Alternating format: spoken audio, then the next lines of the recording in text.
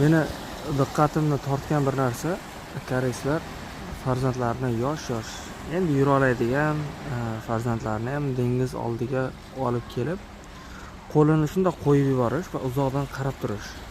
Faqatgina favqulodda vaziyat bo'lganda farzandini borib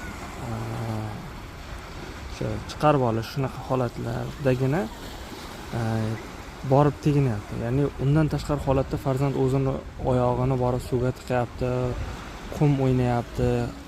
Umuman cheklov yo'q. Ya'ni ham immuniteti baquvvat bo'ladi farzandda, hamma narsani cheklavermaydi, ham ba'zi narsalarni yomonligini, o'sha qum yeyish, tosh yutish yomonligini o'zi anglab yetyapti.